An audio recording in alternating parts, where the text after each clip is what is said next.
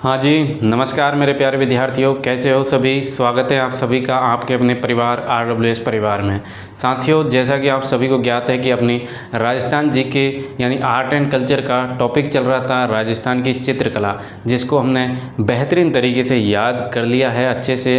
एक और क्लास जो आपकी आज की अंतिम क्लास रहेगी राजस्थान की चित्रकला टॉपिक को, फिर आप जो है कभी नहीं भूलोगे।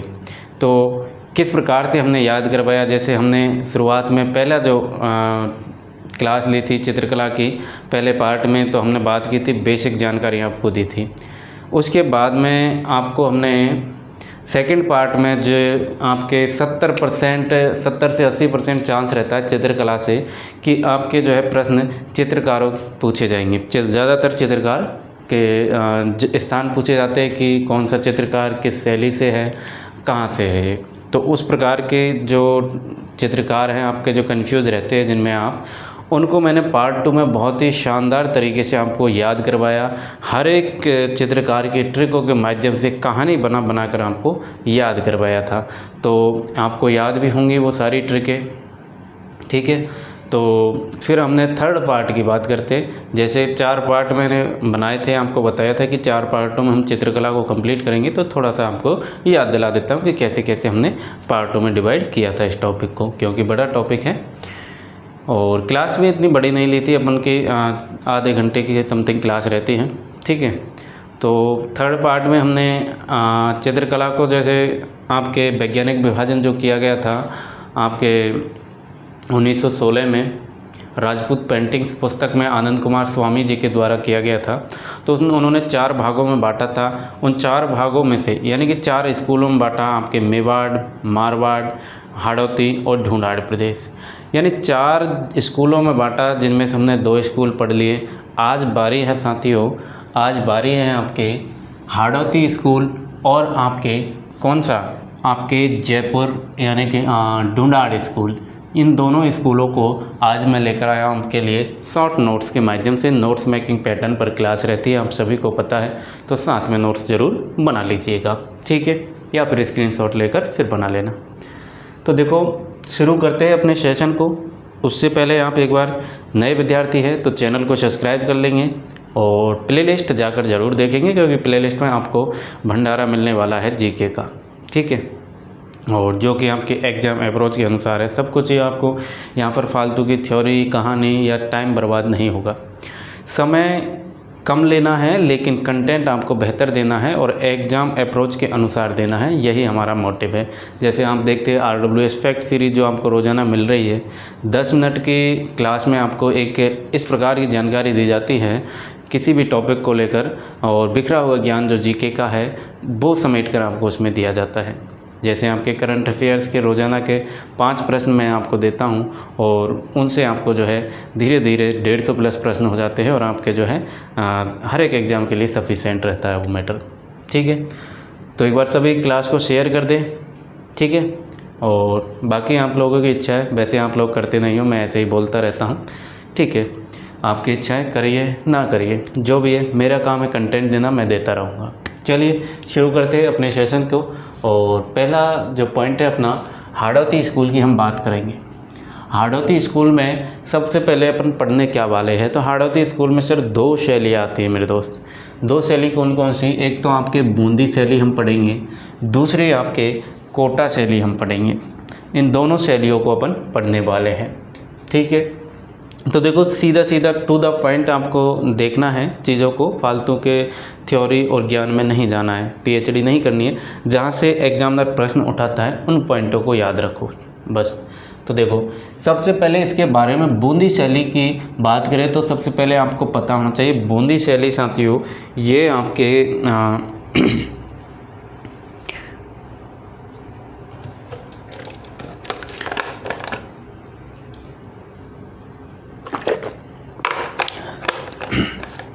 ठीक है, हाँ। तो ये बूंदी शैली की अपन बात कर रहे थे। बूंदी शैली साथियों, ये चित्र शैली जो है सुरजन सिंह के समय प्रारंभ हुई थी। ये जो आपके बूंदी शैली है, लिख लीजिए यहाँ पर, चलिए। तो ये कब शुरू हुई थी, ये आपके शुरू हुई थी सुरजन सिंह के समय। ये पेन मार्कर काम नहीं कर रहा है भाई साहब। देखो ये शुरू हुई थी आपके सुरजन सिंह के समय,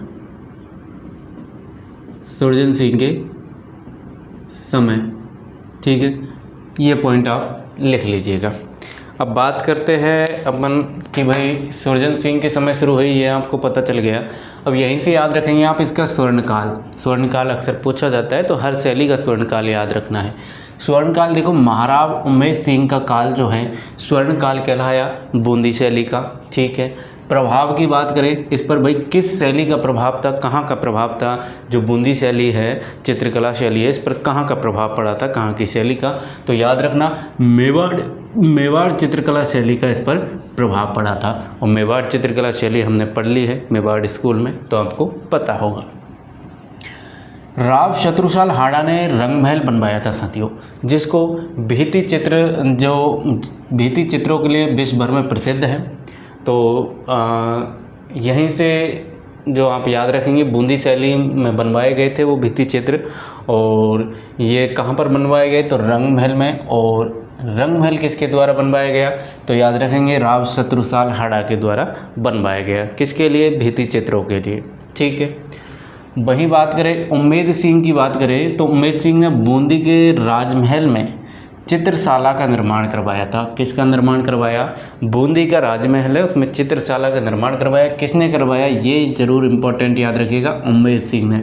और इस चित्रशाला को क्या कहा जाता है, इस चित्रशाला को मेरे दोस्त ये आप देख रहे हैं रेड पेन में, वेरी वेरी इम्पोर्टेंट है, जो भित्ति चित्रों का स्वर्ग कहलाता है। क्या कहलाता है, भित्ति चित्रों का स्वर्ग कहलाता है। क्या कहलाता है, उम्मेद सिंह ने बूंदी के राजमहल में क्या बनवाया था, चित्रशाला का निर्माण करवाया था। और इस चित्रशाला को क्या कहा जाता है, उस चित्रशाला को भित्ति चित्रों का स्वर्ग कहा जाता है। भित्ति चित्रों का स्वर्ग कहा जाता है, याद रखना, वेरी वेरी इंपॉर्टेंट पॉइंट है बूंदी चित्रकला शैली से ये, ठीक है। फिर बात करें, जहांगीर ने बूंदी के रतन सिंह हाड़ा को चित्रकला प्रेमी होने के कारण एक उपाधि दी, वो उपाधि थी सर बुलंद राय। सर बुलंद राय की उपाधि किसने दी, जहांगीर ने दी। किसको दी, रतन सिंह हाड़ा को दी। रतन सिंह हाड़ा कहाँ का था, बूंदी का था। क्यों दी थी, क्योंकि ये चित्रकला से प्रेम करते थे, ठीक है। ये पॉइंट आप याद रख लीजिएगा। बाकी इसके बारे में ये भी याद रखेंगे आप कि पशु पक्षियों का सर्वाधिक चित्रण इसमें मिलता है, और ये इम्पोर्टेंट भी है। इससे प्रश्न ऐसे बन चुका है आपका कि निम्न में से किस शैली में पशु पक्षियों का जो सर्वाधिक चित्रण किया है वो किस शैली में किया गया है, तो याद रखिएगा बूंदी शैली में किया गया है। इम्पोर्टेंट है, ये पॉइंट भी आप याद रखेंगे विशेषता के तौर पर, ठीक है। चलो अब बात करें चित्रकारों की। चित्रकार वैसे मैंने आपको करवा दिए, जो चित्र शैली की, जो चित्रकला की जो पार्ट 2 क्लास मैंने दी हुई है, आपके प्लेलिस्ट बनी हुई है, वहाँ मिल जाएगी। तो उसमें सारे चित्रकारों को मैंने ट्रिकों के माध्यम से, कहानियों के माध्यम से बहुत शानदार तरीके से समझाया है। आप एक बार देखेंगे तो बिल्कुल भूलेंगे ही नहीं कभी, अगर अच्छे तरीके से ध्यान से समझ लिया उन चीज़ों को, ठीक है। फिर भी देखो, जैसे बात करते हैं अपन यहाँ पर चित्रकारों की, जैसे यहाँ पर भी मैंने उसका देखो डेमो आपको देखने को मिल जाएगा। एक ट्रिक यहाँ पर बनाई है कि अहमद अली, साधु राम, श्री किशन, रामलाल और सुरजन कौन कौन है चित्रकार। सबसे पहले हमको चित्रकारों को ध्यान देना है। चित्रकार कौन है बूंदी शैली के, अहमद अली है, साधु राम है, श्री किशन है, रामलाल और सुरजन, ये आपके कौन है, चित्रकार है। अब सर इनको याद कैसे करें, वो आ जाओ। एक प्यारी सी ट्रिक है आपके सामने कि जब अली और साधु के सुर मिले तो राम किशन भी मिले। जब अली और साधु के, अली यानी मोहम्मद अली, अली यानी मोहम्मद नहीं अहमद अली, ठीक है। तो अहमद अली एक प्रकार से मुस्लिम संप्रदाय का हो गया, और साधु कौन, साधु हिंदू संप्रदाय के। जब हिंदू और मुस्लिम मिल जाएंगे, तो राम और कृष्ण भी मिल जाएंगे, राम और कृष्ण भी मिल जाएंगे। राम और कृष्ण यानी कि भगवान कब मिलेंगे, भगवान कब खुश होंगे, जब इस पृथ्वी पर जो है आपके हिंदू मुस्लिम एक हो जाएंगे, कि ये धर्म का जो कट्टरपंथी छाई हुई है ये मिट जाएगी, तब क्या होंगे, भगवान खुश होंगे और वो एक में हो जाएंगे। तो इसी चीज़ को ध्यान में रखते हुए इस ट्रिक को कैसे याद रखोगे कि जब अली और साधु के सुर मिले, सुर यानी कि उनके विचार मिले, ऐसे कह सकते हो आप। सुर यानी कि विचार, उनका जो भी विचार है, ठीक है। तो अली और साधु के सुर मिले तो राम और किशन भी मिल गए, तो राम और किशन भी मिल लिए, ठीक है। अब देखो इससे कैसे अटैच करोगे, देखो कनेक्ट कर लो सीधा साधा। अली से क्या, अली से अहमद अली हो जाएगा आपका। साधु से साधु राम हो रहा है, बिल्कुल सर। सुर से आप पकड़ो सुरजन जी को, सुर से किसे पकड़ेंगे, सुरजन को। फिर आपके सुर मिले तो इसको स्किप कर देंगे, राम को पकड़ो, राम से रामलाल बिल्कुल कर सकते हैं सर। किशन की बात करें तो किशन से श्री किशन क्यों नहीं कर सकते आप, बिल्कुल कनेक्ट कर देंगे, दिक्कत ही नहीं है सर। फिर क्या है, हो गए आपको चित्रकार याद, ठीक है। चलो फिर आगे बढ़ो। नेक्स्ट देखो कोटा शैली, इसी प्रकार से और अच्छी कहानियों के माध्यम से आपको पार्ट 2 में करवाया याद, तो ज़रूर देख लेना उसको, अगर नहीं देखिए तो ज़रूर देख लेना, ठीक है। अब देखो कोटा शैली की बात करते हैं, ध्यान यहाँ पर दो। कोटा शैली साथियों महाराज राम सिंह के समय स्थापित हुई थी। कब स्थापित हुई, तो ये महाराज राम सिंह के समय स्थापित हुई कोटा शैली। बात करें वहीं इसके स्वर्ण काल की, स्वर्ण काल साथियों महाराज उम्मेद सिंह का काल था, उम्मेद सिंह का शासन काल था। यानी जिस समय स्थापित हुई उसको स्वर्ण काल नहीं समझना है आपको, दोनों में अंतर है। स्थापित होना अलग चीज़ है और स्वर्णकाल यानी कि उसका जो है एक अच्छा समय चलन रहा, ठीक है, तो वो स्वर्णकाल रहा, उसकी बढ़ोतरी हुई तो वो स्वर्णकाल रहा। तो वो किसके शासनकाल में, वो किसी के में भी रह सकता है, ठीक है। ज़रूरी थोड़ी है जब स्थापना होती है तभी उसमें ज़्यादा वो रहे, ठीक है। तो देखो कोटा शैली की जो शुरुआत होती है महाराज राम सिंह के समय स्थापित हुई थी, ठीक है। बात करें स्वर्णकाल की तो उम्मेद सिंह का शासनकाल इसका स्वर्णकाल रहा, ठीक है, याद रहेगा उम्मेद सिंह का शासनकाल। वहीं आपके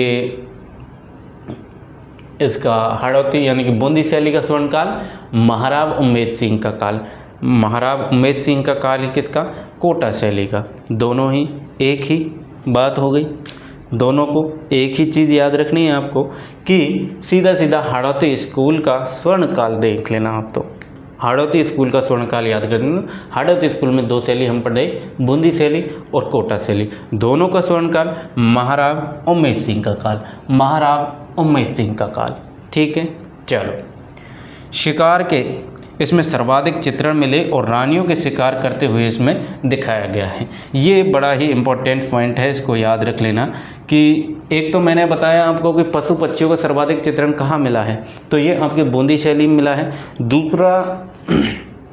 दूसरा आपको पता होना चाहिए कि शिकार के सर्वाधिक चित्रण और जहाँ की महिलाओं के शिकार के चित्र देखने को मिलते हैं, रानियों के शिकार करते हुए चित्र दिखाए गए, तो वो कौन सी शैली हो जाएगी आपकी, कोटा शैली में दिखाया गया है। दोनों को ही पॉइंटों को याद रख लेना। ये आपके पशु पक्षियों के लिए बूंदी और महिलाओं के शिकार के करते हुए दिखाया गया, शिकार करते हुए राजा या रानी सभी को मतलब शिकार करते हुए कॉमन में दिखाया गया है, तो वे कौन सी आपके कोटा शैली में दिखाया गया है, ठीक है। और यहीं से आपको एक प्रश्न बनता है आपके लिए, मैं प्रश्न दे रहा हूँ, 2 प्रश्न दे रहा हूँ, एक नहीं, ये 2 प्रश्न देखो। कोटा शैली का सबसे बड़ा रागमाला सेट के चित्रकार कौन थे? एक तो ये प्रश्न आपको मैं अभी बता देता हूँ क्योंकि इसका तो कोई ठीक है, चलिए जवाब दे दीजिए। चलिए मैं प्रश्न सोच के लाया था, ये दोनों आपसे ही पूछूंगा। और दूसरा क्वेश्चन है कि प्रथम रियासत कौन सी थी जिसने शिकार के चित्रों पर प्रतिबंध लगाया था? जैसे आपने पढ़ा यहाँ पर कि शिकार के चित्रों सर्वाधिक जो है शिकार के चित्रण का प्रयोग इसमें किया गया, महिलाओं को शिकार करते हुए दिखाया गया।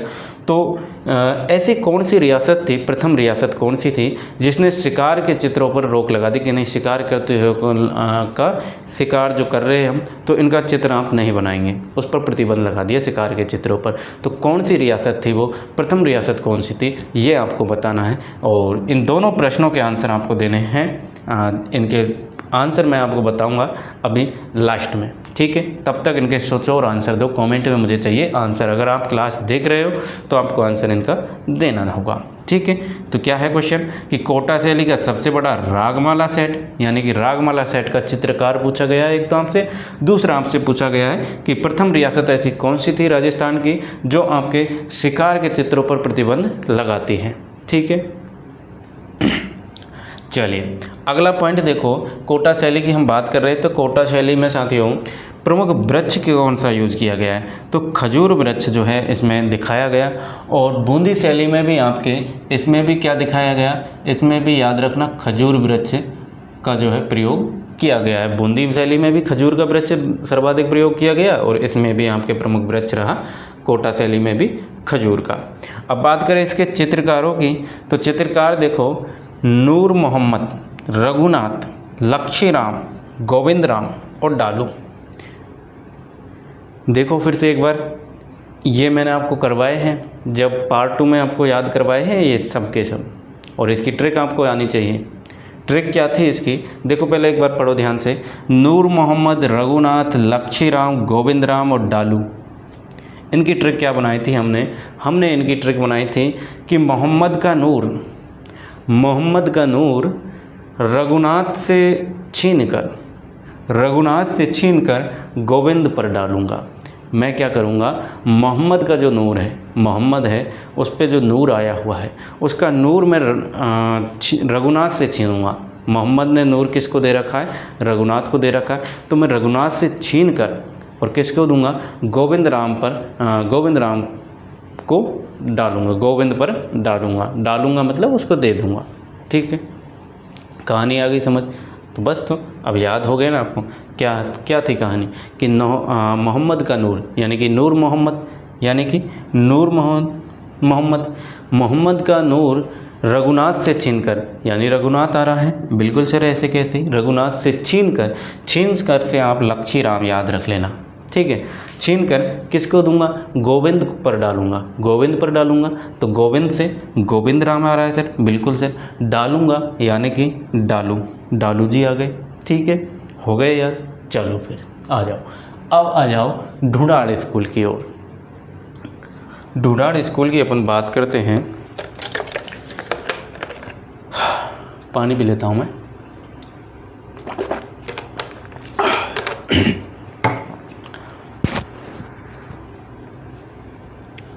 तो साथियों ढूंढाड़ स्कूल की अपन बात करें तो ढूंढाड़ स्कूल पे आपके जो है इस चित्रकला शैली पर सर्वाधिक मुग़लों का प्रभाव रहा है।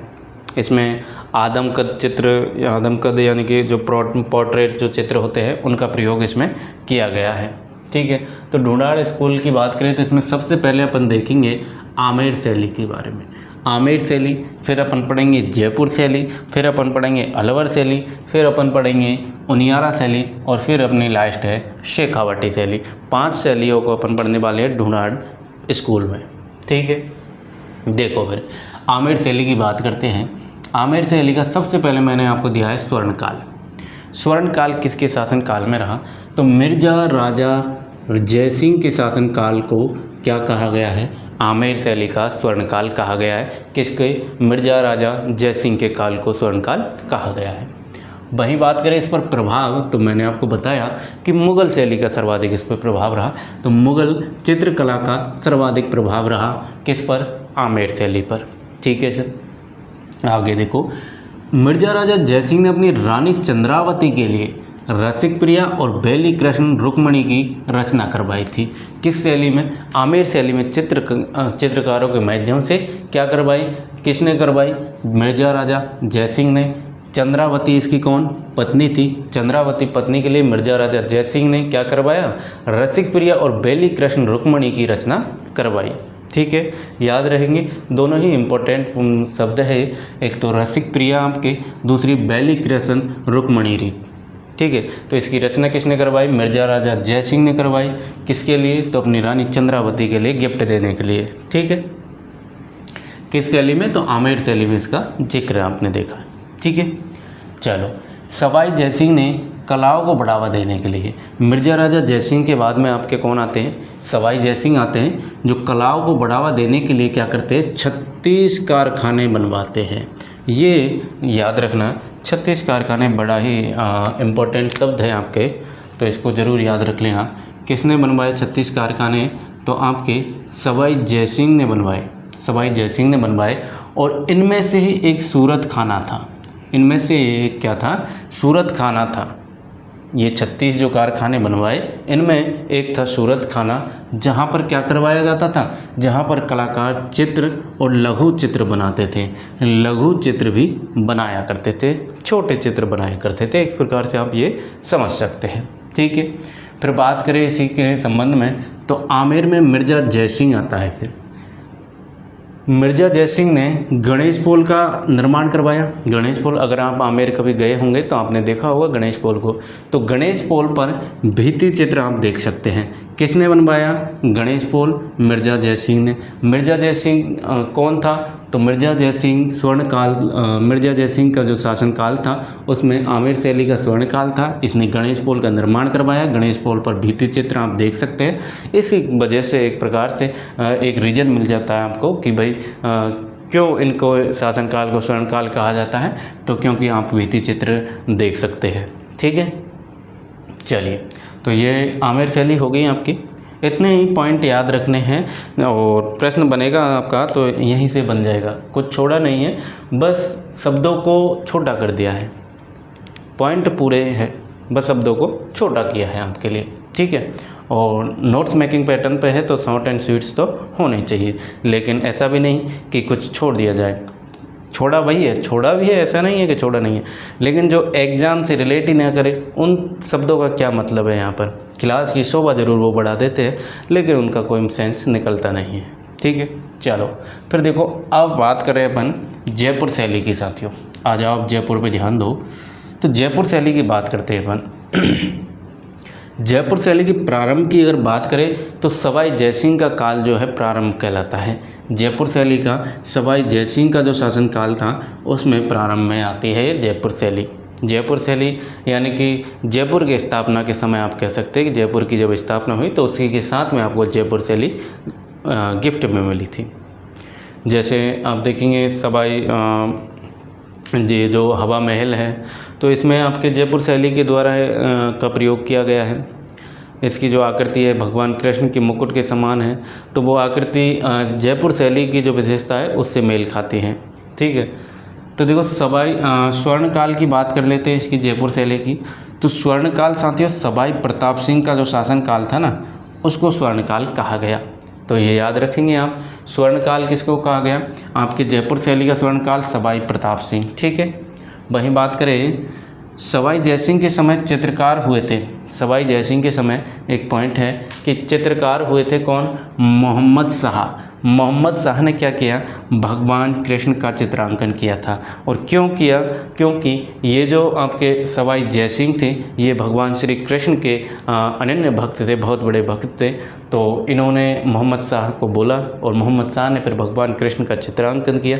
और उसी जो इन्होंने जो भगवान कृष्ण का चित्रांकन किया था तो उसमें जो मुकुट बनाया था उस मुकुट को देखते हुए ही हवा महल को भी एक प्रकार से आकृति दी गई थी, ठीक है, क्योंकि जो कि भगवान कृष्ण के मुकुट के समान इसकी आकृति है, ठीक है। देखो अब बढ़ो आगे, नेक्स्ट पॉइंट देखो, फिर आते हैं आपके सवाई जयसिंह के बाद ईश्वरी सिंह। ईश्वरी सिंह ये वही है जो ईश्वर लाट से कूदकर मराठों के डर से सुसाइड करते हैं। आपको अगर याद हो तो इतिहास में आपने पढ़ा होगा, ठीक है। तो ईश्वरी सिंह की बात करें तो इनके समय चित्रकार हुए एक साहिब राम। इनके समय कौन चित्रकार हुए, साहिब राम। जबकि आपके सवाई जयसिंह के समय मोहम्मद शाह जिन्होंने भगवान कृष्ण का चित्रांकन किया। साहिब राम की बात करें तो ये साहिब राम जी बड़े ही इम्पोर्टेंट थे क्योंकि इन्होंने आदमकद पोर्ट्रेट चित्र बनाए। आदमकद पोर्ट्रेट चित्र बनाए यानी कि बड़े बड़े व्यक्तियों के चित्र बनाए, बड़े बड़े चित्र इन्होंने बनाए, ठीक है। आदमकद पोर्ट्रेट चित्र की विशेषता थी, ठीक है। अब देखो नेक्स्ट पॉइंट कि इसी समय जब ईश्वरी सिंह के समय चित्रकार साहिब राम थे, तो ईश्वरी सिंह के समय ही लालचंद नामक हमारे एक चित्रकार और आते हैं जो कि जानवरों के चित्र बनाया करते थे। तो जानवरों के चित्र कौन बनाया करते थे? लालचंद जी। वहीं आपके साहिब राम किसके चित्र बनाते थे? तो ये आपके आदमकद पोर्ट्रेट चित्र बनाते थे। वहीं आपके मोहम्मद शाह सवाई जयसिंह के समय भगवान कृष्ण का चित्रांकन इन्होंने किया। ठीक है, बात करें रंग कौन सा प्रमुख था, तो रंग साथियों हरा रंग जो है प्रमुख था जयपुर शैली में, क्योंकि इस पर प्रभाव किसका था? मुग़ल शैली का। और मुग़ल शैली में जो प्रमुख रंग है वो कौन सा है? हरा रंग है। वृक्ष की बात करें तो पीपल का वृक्ष जो है प्रमुख वृक्ष इसमें रहा है। भाई बात करें चित्रकार की, तो चित्रकार मैं वैसे आपको बता चुका हूँ इन सभी को, फिर भी मैंने यहाँ पर लिए हैं। देखिए आप, घासीराम, त्रिलोकी, रामजी दास और हीरानंद, ये आपके जो है जयपुर शैली के चित्रकार हैं। और इन्हीं के साथ आपके ये भी तो चित्रकार हैं, मोहम्मद शाह है, साहिब राम हैं और आपके कौन? लालचंद। तीन तो ये हो गए, घासीराम, त्रिलोकी, रामजी दास और हीरानंद। ठीक है, याद रहेंगे। इनको याद करने के लिए कहाँ जाना पड़ेगा? पार्ट 2 क्लास देखनी पड़ेगी, देख लेना। ठीक है, चलो फिर अब आ जाओ अलवर शैली की बात करते हैं। अलवर शैली साथियों ये 1775 ईस्वी में जब जयपुर से अलग होकर राव प्रताप सिंह के समय अस्तित्व में आई थी। ये जो अलवर शैली है ये जयपुर से अलग होकर और अपने अस्तित्व में आई। 1775 में जयपुर से अलग हुई और राव प्रताप सिंह का जब शासनकाल था उस समय ये अस्तित्व में आई थी। किसके शासनकाल में? तो याद रखना, राव प्रताप सिंह के शासनकाल में ये अस्तित्व में आती है, जयपुर शैली से ही अलग होती है। ठीक है। इसी समय आपके जब जयपुर शैली से अलग हुई तो कुछ चित्रकार थे हमारे जयपुर के, जो एक तो था आपका शिव कुमार और एक था डालू राम। ये जयपुर शैली के चित्रकार थे जो कि अलवर चले गए थे और अलवर शैली में जाके भाग ले लिया। एक प्रकार से ये मान लो कि जब अलवर शैली जयपुर से अलग हुई तो इसी समय शिव कुमार और डालू राम भी अलवर चले गए थे। ठीक है, चलिए अब देखो इसके स्वर्ण काल की अपन बात करते हैं अलवर शैली की। तो स्वर्ण काल की बात करें तो महाराजा विनय सिंह का जो काल है ना, महाराजा विनय सिंह का काल, ये इनका महाराजा विनय सिंह का काल स्वर्ण काल कहलाता है अपने अलवर शैली का। ठीक है, एक सेकेंड।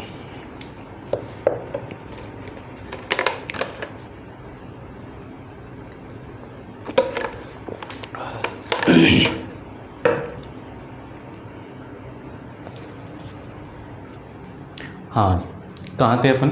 स्वर्णकाल की बात कर रहे थे अपन अलवर शैली की। तो अलवर शैली का जो स्वर्णकाल है वो महाराजा विनय सिंह का शासनकाल को कहा जाता है। ठीक है, यहीं बात करें तो ये जो महाराजा विनय सिंह थे ये एक चित्रकार था बलदेव नाम का, और उस बलदेव नाम के चित्रकार से ये क्या करते थे? चित्र बनाना सीखा करते थे। ये पॉइंट आप याद रख सकते हैं। वैसे प्रश्न पूछेगा नहीं कि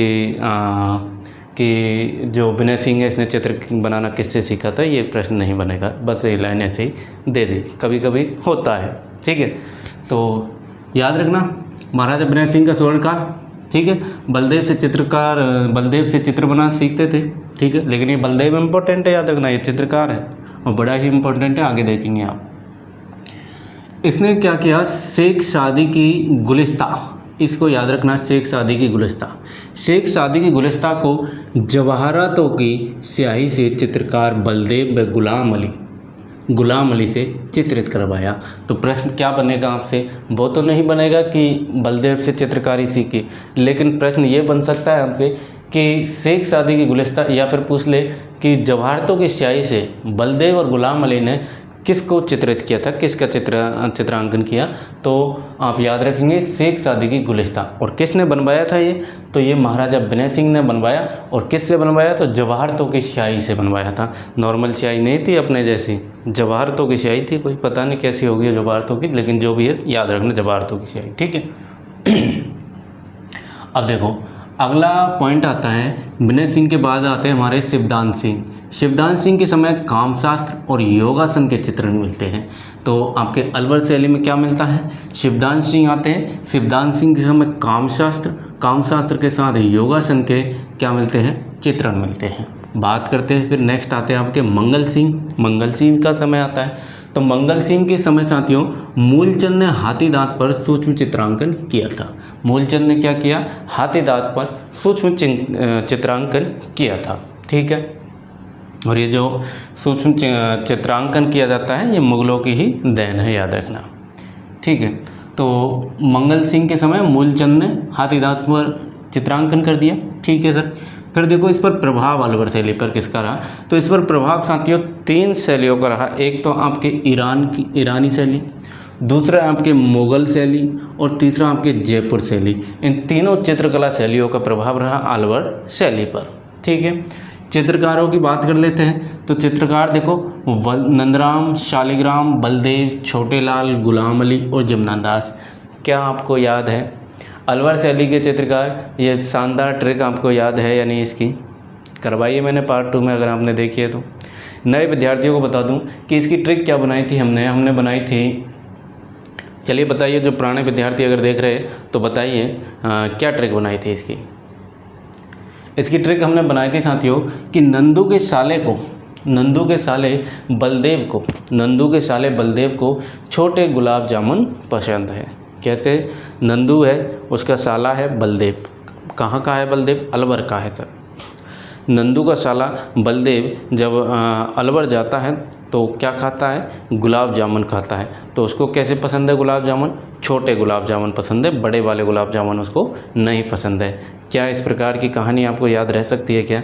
या फिर सीधे याद रख लो कि नंदराम, शालिग्राम, बलदेव, छोटेलाल, गुलाम अली, जमुना दास, ऐसे रटो। या फिर ट्रिक याद कर लो। ट्रिक को 4 बार पढ़ोगे ना सीधी दिमाग में छप जाएगी, और जब एग्ज़ाम हॉल में बैठे रहोगे और जब ये आंखों के सामने आएंगे ना ऑप्शन में, इनमें से एक भी अगर आ गया आपके, तो आपके ट्रिक्स तुरंत याद आ जाएगी और उस ट्रिक के माध्यम से इसको आप करेक्ट करके आएंगे क्वेश्चन को। क्या है ट्रिक? नंदू के साले बलदेव को क्या पसंद है? छोटे गुलाब जामुन पसंद है। यानी कि नंदू से नंदराम करेंगे आप, साले से सालिग्राम करेंगे, बलदेव से बलदेव बना लेंगे, छोटे से छोटे लाल, गुलाब से गुलाम अली और जामुन से जमुना दास बन जाएगा। बिल्कुल सर। चलो फिर आगे देखो, नेक्स्ट है उनियारा शैली। उनियारा शैली में ज़्यादा कुछ खास है नहीं है, इसको सीधा याद रखिएगा। एक तो जयपुर और बूंदी, इन दोनों शैलियों का ये क्या है? मिश्रण है। बात करें चित्रकारों की तो काशी, राम, लखन, भीम और धीमा। चित्रकार इसके भी याद रख लेना, और काशी, राम, लखन, भीम और धीमा सीधा याद रख लोगे या ट्रिक बनाए। चलो फिर ट्रिक क्या बना सकते हैं इसकी, सोचो। काशी, राम, लखन, भीम, धीमा है ना। तो काशी राम तेरा भीम धीमा है, कैसी रहेगी ट्रिक? काशी राम तेरा भीम धीमा है मतलब स्लो है। तो काशी राम से अपन कह रहे कि हे काशी राम तेरा जो भीम है वो धीमा है, स्लो चलता है। बिल्कुल परफेक्ट याद रहने वाली है आपको। देखो क्या है ट्रिक? काशी राम तेरा भीम धीमा है। याद रह जाएगी क्या? याद रह जाएगी। काशी राम तेरा भीम धीमा है। कैसे करोगे? काशी का मतलब देखो, काशी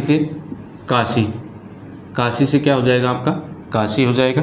ठीक है, काशी से काशी, वहीं आपके राम से राम लखन और भीम से भीम और धीमा से धीमा। आ गई समझ? इसी प्रकार से ट्रिकें बनाई जाती हैं और आपके लिए लाइव ट्रिक ये बनाई। बताओ कैसी लगी ट्रिक? काशी राम तेरा भीम धीमा है। अब याद रखने में इसको आसानी नहीं है क्या? बिल्कुल आसान है सर।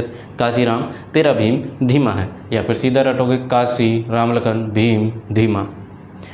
तो उनियारा में काशी राम तेरा भीम धीमा है, ऐसे और याद रख लो तो और अच्छा रहेगा, क्योंकि सीधा आपको फिर क्या याद हो जाएगी कि भाई ये चित्रकार कहाँ के? उनियारा शैली के। उनियारा में काशी राम तेरा भीम धीमा है। ठीक है, इस प्रकार से याद रख लेना और इसको 3 बार कमेंट में लिख देना ताकि आपको बिल्कुल याद हो जाएगी क्लास में ही। ठीक है, अब आ जाओ, अगला पॉइंट है अपना, शैली है शेखावटी शैली। शेखावटी शैली बड़ी ही इम्पोर्टेंट है, इसके बारे में भी जान लेते हैं। देखो यहाँ की जो हवेलियाँ ना, शेखावटी क्षेत्र की जो हवेली है ये 19वीं शताब्दी की है और भित्ति चित्रों के लिए जानी जाती है। शेखावटी क्षेत्र की जो हवेलियाँ हैं वो भित्ति चित्रण के लिए जानी जाती हैं और इसी कारण से इसे क्या कहा जाता है, शेखावटी क्षेत्र को तो ओपन आर्ट गैलरी के नाम से इसे को जाना जाता है। ये पॉइंट याद रखेंगे आप कि ओपन आर्ट गैलरी किसको कहा जाता है, शेखावटी शैली को कहा जाता है। शेखावटी शैली यहाँ की जो हवेलियाँ है वो भित्ति चित्रों के लिए प्रसिद्ध है, ठीक है, और इसीलिए इसे ओपन आर्ट गैलरी का नाम दिया गया है, ठीक है। रंग की बात करते हैं तो इसमें कत्थई, नीला और गुलाबी 3 रंगों की प्रधानता इसमें मिली है। एक तो आपके कत्थई, दूसरा आपके नीला, तीसरा आपके गुलाबी, ठीक है। कत्थई, नीला, गुलाबी, कत्थई, नीला, गुलाबी कैसा है, कत्थई, नीला, गुलाबी है, ऐसे याद कर लो, कत्थई, नीला, गुलाबी किसमें, शेखावटी में। कत्थई का मतलब कत्थई, नीला, गुलाबी, ठीक है। अब देखो भित्ति चित्र की बात करें तो भित्ति चित्र 2 प्रकार के देखने को मिलते हैं। एक तो मिलता है आपका फ्रेस्को बुनो और एक मिलता है आपको फ्रेस्को सेको। ये 2 शब्द बड़े ही इंपॉर्टेंट हैं, पूछे जाएंगे। देखो फ्रेस्को बुनो और फ्रेस्को सेको क्या है, इनमें अंतर याद रखो। देखो फ्रेस्को बुनो क्या है, ताज़ी प्लास्टर दीवार पर चित्रण करना। भित्ति चित्र क्या होता है, यानी कि दीवारों पर चित्रण करना। और एक तो ताज़ी प्लास्टर यानी कि नई दीवार है बनाई है, जब आपने देखा होगा आपके घर कभी घर बन रहा होगा या फिर दीवार बन रही होगी तो बच्चे उस पर क्या करते हैं, ताज़ी बनी होती है, उस पर जो है प्लास्टर गीला होता है। अब प्लास्टर गीला होता है तो बच्चे उस पर डिज़ाइन बना देते हैं अपने हाथों से, अपने नाम लिख के चले जाते हैं, है ना। एक लकड़ी लेंगे और उससे नाम लिख देंगे और वो फिर परमानेंट हो जाता है। तो उसी प्रकार से ये जो चित्रकार थे शेखावटी के, ये क्या करते थे, जो ताज़ी प्लास्टर होती थी यानी गीली प्लास्टर, गीली दीवार पर क्या करते थे, चित्र बनाया करते थे तो उसको क्या कहा जाता था, फ्रेस्को बुनो। बात करें भाई दीवार अगर सूख गई, अब दीवार सूखने पर चित्रण अगर कर रहा है कोई तो उसको कहेंगे फ्रेस्को सेको से सूखना, याद रहेगा, सेको से सूखना यानी कि फ्रेस्को सूखो यानी दीवार सूखने पर उस पर चित्रण करना। अगर बुनो आ रहा है तो ताज़ी प्लास्टर है भाई साहब, गीली प्लास्टर है, ठीक है। इन दोनों शब्दों को याद हो गए। चलो फिर अब बात करें लघु चित्रकारी क्या है सर। लघु चित्रकारी को मिनिएचर पेंटिंग्स के नाम भी दिया जाता है, तो ये यहाँ पे याद रखेंगे। लघु चित्रकारी देखने को मिले या फिर मिले आपको मिनिएचर पेंटिंग्स यानी कि छोटी चित्रकारी, एक प्रकार से मिनी यानी छोटा, ठीक है। तो इसमें क्या है, इसमें साथियों छोटी वस्तुओं पर ये बनाई जाती है, वो नाम से आपको पता चल रहा है। जैसे आपके हाथी दांत पर सूक्ष्म चित्रांकन करना, हाथी दांत पर जो सूक्ष्म चित्रांकन है ये भी आपके क्या है, ये भी आपके एक प्रकार से छोटी वस्तुओं पर चित्रांकन करना ही हुआ, ठीक है। और ये जो है मुगलों की देन है, हाथी के दांत पर जो सूक्ष्म चित्रांकन किया जाता है मुगलों की देन है ये कला, ठीक है। फिर आपका पॉइंट आता है, देखो तिलक गिताई जी है, जो तिलक गिताई जी को ये जो लघु चित्रकला है ना, इसमें पद्मश्री प्राप्त है, पद्मश्री मिला हुआ है किसको, तिलक गिताई जी को। तिलक गिताई जी को किस में मिला है, लघु चित्रकला में, ठीक है। लघु चित्रकारी कहे, लघु चित्रकला कहे या मिनिएचर पेंटिंग्स कहे, ठीक है, यानी छोटी वस्तुओं पर चित्रकारी करने में किसको पद्मश्री मिला है, तो तिलक गिताई जी को मिला है, ठीक है। अब आपके इसमें लास्ट पॉइंट है आपका कजली चित्रकला, ये भी इम्पोर्टेंट है, याद रखेंगे। इसमें एक पॉइंट है जो बहुत ही इम्पोर्टेंट है और सीधा एग्जाम में प्रश्न देखने को मिलता है। पहली बात तो कजली चित्रकला है, तो नाम से पता चल रहा है कजली यानी कि काजल का प्रयोग इसमें किया जाता है, काजल से बनाई जाती है। फिर इसमें जो मेन पॉइंट है ये आपको याद रखना है कि इसमें चित्र बनाते समय ब्रश का प्रयोग नहीं किया जाता, जब चित्र बनाते हैं काजल से तो ब्रश का प्रयोग नहीं करते, हाथों से बनाते हैं जो भी जैसे भी, ठीक है। तो ये पॉइंट याद रखिएगा, ये पूछा जा सकता है कि कौन सी कला है, चित्रकला है जिसमें ब्रश का प्रयोग नहीं किया जाता, तो याद रखेंगे कजली चित्रकला में, ठीक है। अब बताओ कैसी लगी क्लास आपको और याद हुई है नहीं। पहले तो स्क्रीनशॉट ले लीजिए इसका, फटाक से देखिए, लीजिए स्क्रीनशॉट, ले लिया। चलिए तो बताओ, अब प्रतिक्रिया दीजिए, अपनी ईमानदारी से दीजिए। और आपकी चित्रकला टॉपिक मैंने कंप्लीट करवा दिया है आपका, और उम्मीद है आपको याद हुआ होगा, क्योंकि मैंने तो अपनी पूरी मेहनत के साथ आपको कंटेंट को शॉर्ट एंड स्वीट बना के जितना आसान और सरल भाषा में बना सकता था। इसने हार्ड टॉपिक है। अपन ने ज़्यादातर जैसे देखो, आपके आभूषण मैंने याद करवाए, आभूषणों को याद करना बड़ा मुश्किल है, लेकिन उनको इतनी सरल भाषा में और ट्रिकों के माध्यम से रटवा दिया था। उसी प्रकार आपके हस्तकला टॉपिक मैंने याद करवाया। इसी प्रकार आज आपके चित्रकला टॉपिक कंप्लीट हो गया। और इसी प्रकार आप जो बोलेंगे कि सर हमें इस टॉपिक की ट्रिक्स चाहिए, वो टॉपिक आप कमेंट में कर दीजिएगा, उस टॉपिक को हम अगले नंबर ले लेंगे। ठीक है, तो कमेंट करके बता देना कि पहली बात तो प्रतिक्रिया क्लास के बारे में दे देना, फिर बताना कि तुम्हें किस टॉपिक की आवश्यकता है, किस टॉपिक को तैयार करें हम, जिस पर आपको समस्या आ रही है, तो उसी टॉपिक को कंप्लीट करवा देंगे। और उसके अभी बता देना आप कमेंट करके, ताकि मुझे भी समय लगेगा। ये तो है नहीं कि मैं कोई जादूगर हूँ उठाया, मुझे भी पढ़ना होता है और फिर मैं आपको बताता हूँ। ठीक है, तो इसी उम्मीद के साथ बढ़िया तैयारी करते रहो और ले लो नौकरी। इस 2025 में भर्तियों का साल है। ठीक है, मिलता हूँ मैं आपसे अगले सेशन में साथियों। चाहे आपका अगला सेशन RWS फैक्ट सीरीज़ का हो सकता है, या आप जो टॉपिक बताओगे उसका हो सकता है। ठीक है, या आपके करंट अफेयर्स के टॉपिक में मैं आपसे मुलाकात करूँगा। तब तक के लिए साथियों, राम राम, जय हिंद, जय भारत, नमस्कार।